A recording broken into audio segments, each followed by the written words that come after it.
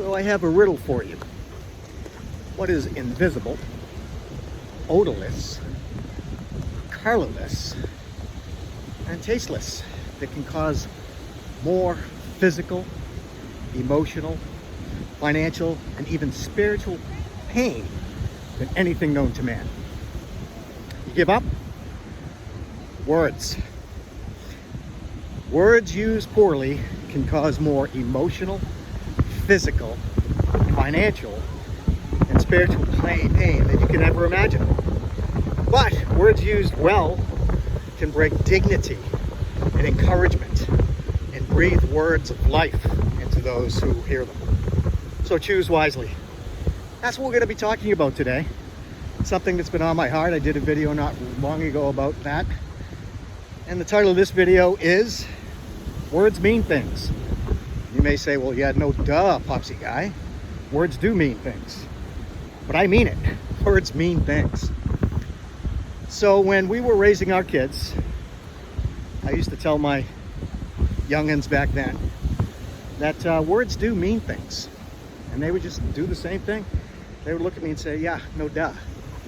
But guess what? They're adults now. They're married and they're raising their own kids. And they're learning something that they didn't even think about way back then, that words mean things. And so it's just something that's been on my mind for a little bit. I made some notes. You know, I think it was Abraham Lincoln that should get credit for this original quote, but a lot of people use Mark Twain.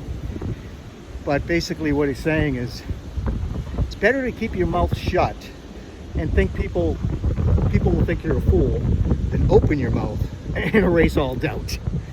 It is true, right? And we talk about the ability to really choose wisely the words that we're going to use, because once those words come out, they are invisible, they are odorless, you can't taste them, you can't see them, but once they're out there, you can't get them back. And especially in the day and the age that we live right now with the internet, social media platforms, once you put it out there, yeah, you can delete it, but you think it's really gone? No, that's not the case. And that's just one area where all of us need to be very careful. Ooh. Oh, am I too close to the nest? Is that what you're trying to tell me?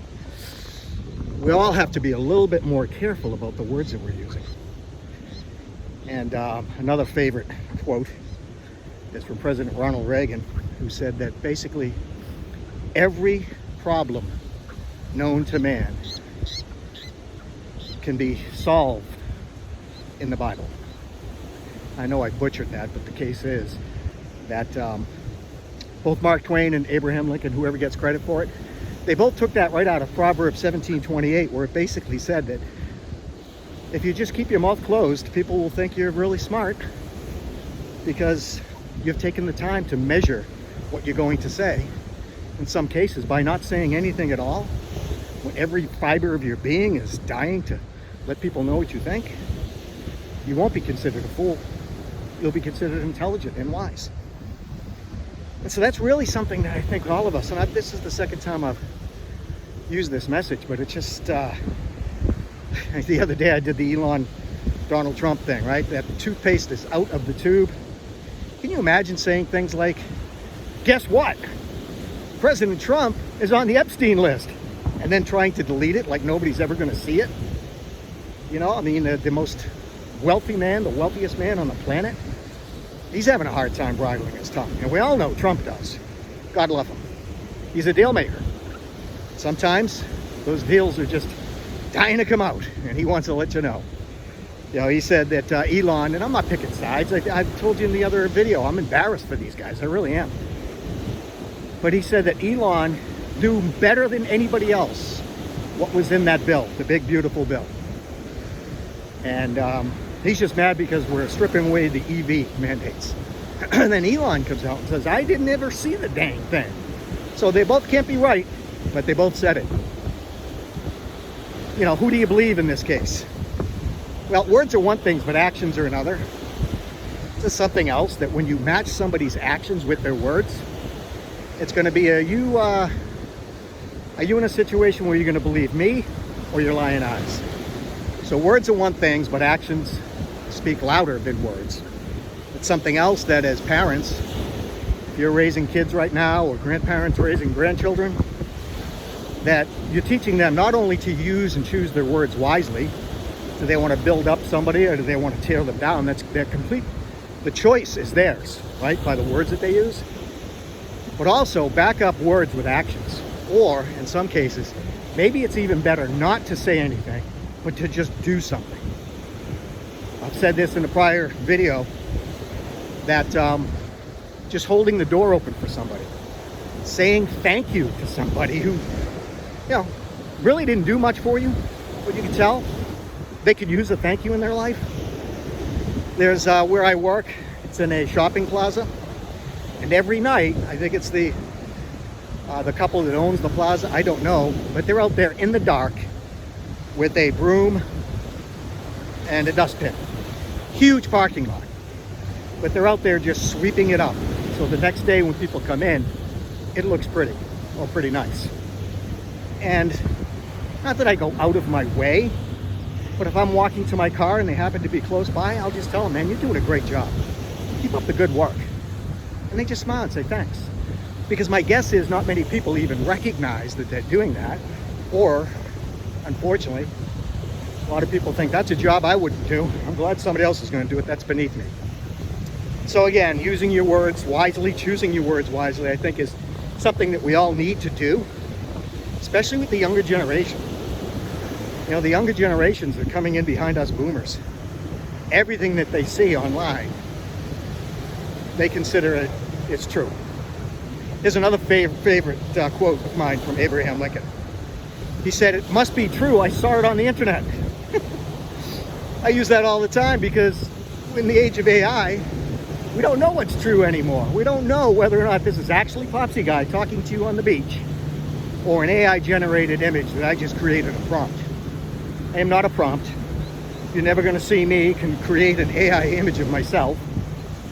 The real one is not all that great, so I just want you to know that you have the power to choose what words are going to encourage or break down somebody that you know intimately, know very well, maybe even live with, or it's somebody that you've met for the first time and you can tell that they're carrying the weight of the world on their shoulders and they can use a little encouragement. So that's a word of the day: encouragement. Another word could be inspiration. And I hat off, a little hat tip to my friend Old Mike. His channel, you need to check it out. It's Old Me Living Better.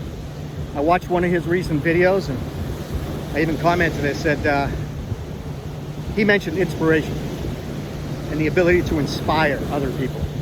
You and I both know if you consume any social media, especially on YouTube or anything like that, that there's more people that are pulling down other people than pulling them up. And I've chosen to pull people up, not put people down. Too much of that. They don't need my opinion on any of that.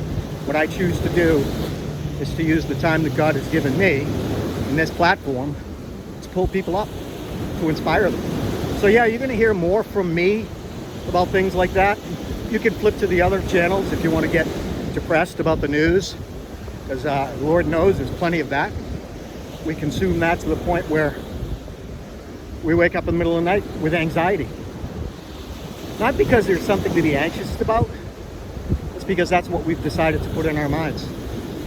And at this stage of my life, I'd much rather spend my time giving God thanks for what He's given me and encouraging other people and inspiring other people to the best of my ability, because we need it. So remember that riddle and even use it with somebody. See, what's invisible, what's odorless and colorless, that can cause more financial or physical or spiritual harm than anything known to man? It's words. So I want you to check out the videos that I'll pull up. Tell me what you think. I'd love to start a conversation about this. If you ever said something to somebody you love or somebody you just met, and you'd instantly like to grab those words that you just said, but you can't see them, and pull them back and pretend they never happened, let us know. You don't have to tell us what you said, but just let us know. And number two, what tips do you have to help us avoid those moments, right? We're all sinful. We all have our fleshly nature, which is to be self-defensive first, and then, you know, the old shoot first, ask questions later. But what works in your life, whether it's in your business, in your school, with your family, that helps you maintain your composure and use encouraging words when everything around you is just discouraging, right? It's the old, when we were raising kids, right? If you had the pleasure of raising kids, you know, even my mom used to say, if everyone jumped off the bridge, would you do that? Would you jump too? Right? Are you just going to go along to get along? And you don't want people to think ill of you, so you just pile on? That's the other issue, right? And I'll just wrap it up here. Gossip. Gossip, I think, is the biggest challenge that all human beings face. Don't lie to me. I know you do it. You don't think you do it, but you do it. And how do I know that? Because I do it. But I get convicted when I do it, because I put a picture in my mind and I say, would I say these things to the person I'm talking about if they were standing right next to me? And that's enough to make you think twice. That's a tip that I use. So let me know, what do you use? What mental imagery, what little mental tips or tricks can you share with us to help people who want to stop using words in a negative way and to choose to use words in a positive way, to uplift and to encourage other people?